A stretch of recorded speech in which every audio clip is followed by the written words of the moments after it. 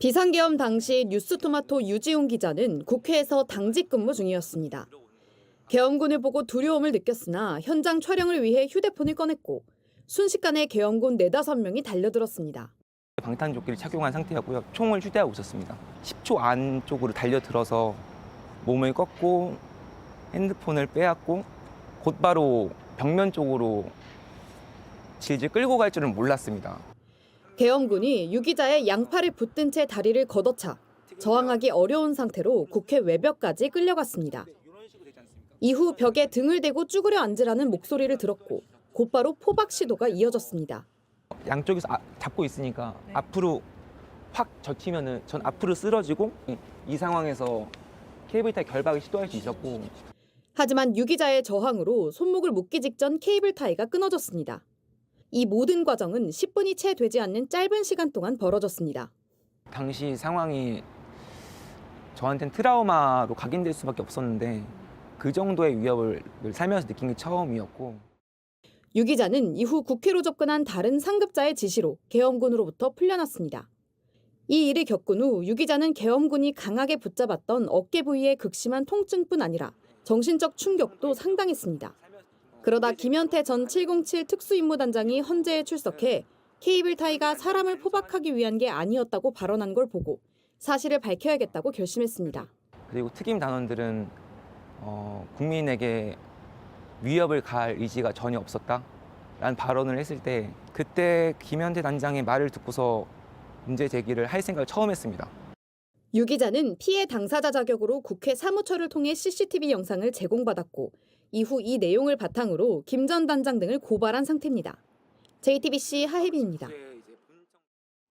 계엄군의 폭행 당사자입니다. 그동안 대통령은 아무 일도 없었다. 피해를 입은 사람은 민간인은 아무도 없었다라고 주장을 해왔잖아요. 네. 어떻게 들으셨습니까? 저는 그 발언이 굉장히 화가 날 수밖에 없습니다. 왜냐면은 분명히 비무장 민간인 시민으로서 우리나라 특수부대에 의해서 제가 폭행을 당했고 케이블타이로 결박당했던 사실이 있는데 이 사실이 그대로 묻히면 안 된다는 저는 분노와 일종의 의무감 때문에 영상을 확보하기에 이르렀습니다.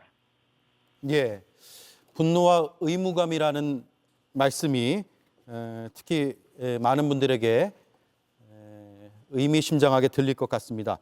왜 이제서야, 그러니까 4월 1일이 되어서야 영상이 확보가 됐는지에 대한 궁금증을 시청자들께서 가지실 수 있을 것 같습니다. 이게 12월 3일 밤의 일이잖아요. 네. 왜 늦어졌습니까? 저는 12월 3일 이후에 곧바로 이 영상 확보하려고 하지 않았습니다. 왜냐면은 워낙에 그 당시 비상계엄 선포 과정 자체부터 비상식적인 일이었기 때문에 제가 당한 일은 비상식적인 과정 일부라고 생각을 했습니다. 게다가 김현태 단장이 첫 기자회견에서 굉장히 단성한 듯한 태도를 보였기 때문에 내란 수사 과정에서 제가 당한 일도 밝혀질 거라고 생각을 했습니다.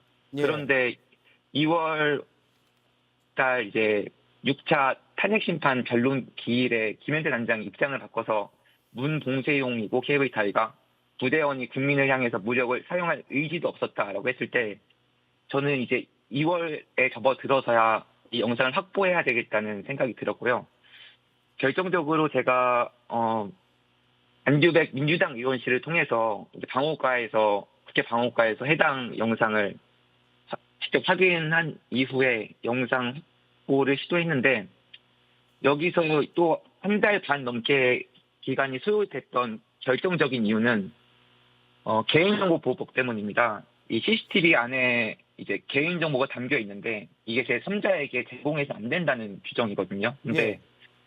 계엄군이 저뿐만 아니라 계엄군이 이 영상이 나오는데 이 계엄군에게 저는 제3자지 않습니까? 그렇기 때문에 제가 고소하지 않는 한 이 계엄군에 관한 개인정보인 CCTV 영상을 저에게 내어줄 수 없다는 원칙과 규정이 이제 국회 사무처 쪽에 있었습니다. 예.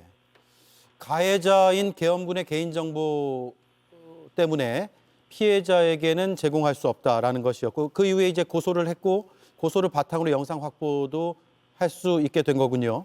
네, 보신 것처럼 피해자의 증언과 영상을 통해 포고령이 실제 실현됐다는 점이 확인됐습니다.